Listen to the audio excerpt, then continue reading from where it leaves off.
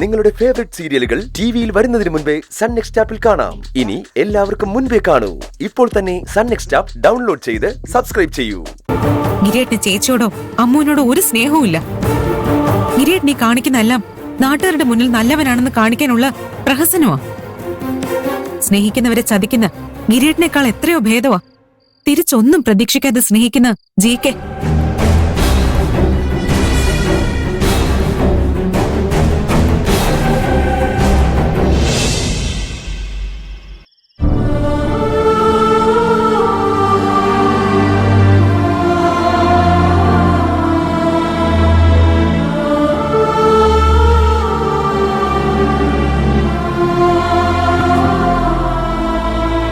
ഇന്ന് അമ്മുവിന്റെ സ്കൂളിൽ കലാപരിപാടികൾ നടക്കുക. അമ്മുക്കുട്ടി പാട്ട് പാടുന്നുണ്ട്. അവള് പാടുന്നത് അമ്മയൊന്ന് കേൾക്കണം. എന്ത് നല്ല ശബ്ദമാണെന്നറിയോ.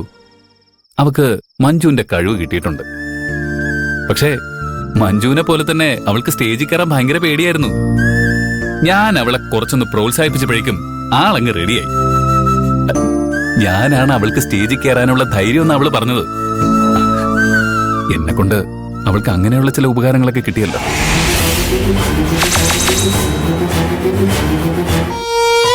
അവള് പാട്ട് പാടുമ്പോ ഞാൻ അവിടെ നിർബന്ധമായിട്ടും ഉണ്ടാവണമെന്ന അമ്മുവിന്റെ ഉത്തരവ്. അവള് വിളിച്ചില്ലായിരുന്നെങ്കിലും അമ്മു പാട്ട് പാടുന്നത് കാണാൻ ഞാൻ അവിടെ ഉണ്ടാവുമായിരുന്നു. പക്ഷെ അവളായിട്ട് വിളിച്ചപ്പോ വല്ലാത്തൊരു സന്തോഷം. അച്ഛനായിട്ട് അമ്മൂന് എന്നെ വേണ്ടെങ്കിലും ജി.കെ. ആയിട്ടൊക്കെ എന്നെ വേണമല്ലോ. അത് മതി. അമ്മ വിഷമിക്കണ്ട. ഞാനേ എല്ലാ വീഡിയോ എടുത്തോണ്ട് വരാം. എന്നിട്ട് നമുക്ക് ഒരുമിച്ചിരുന്ന് അവളുടെ പാട്ട് കേൾക്കാം.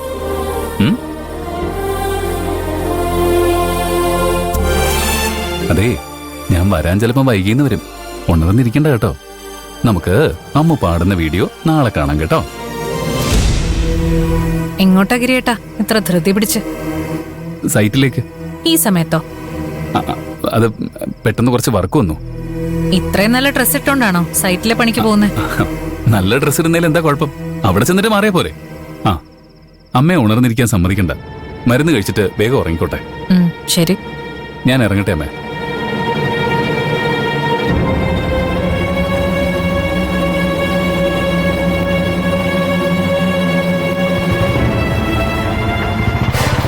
ഗിരിയേട്ടൻ പോകുന്നത് സൈറ്റിലേക്കല്ലെന്ന് എനിക്കറിയാം.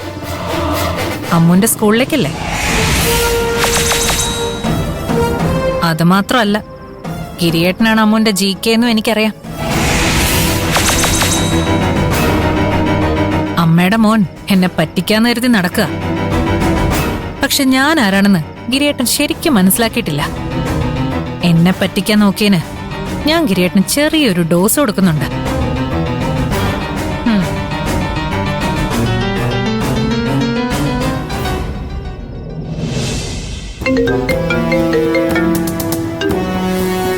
ഹലോ. നാരായണൻ സാറേ, ഗിരിയേട്ടൻ ഇവിടെ നിന്ന് ഇറങ്ങിയിട്ടുണ്ട്. ഒറ്റയ്ക്കാണ്. അതറിഞ്ഞാ മതി, ബാക്കി ഞാൻ നോക്കിക്കോളാം. പിന്നെ സാറേ, ഗിരിയേട്ടന് കാര്യമായിട്ടൊന്നും പറ്റാതെ നോക്കണേ. ഒരു കൈയോ കാലോ മറ്റോ ചെറുതായിട്ടൊന്ന് ഒടിച്ചാ മതി.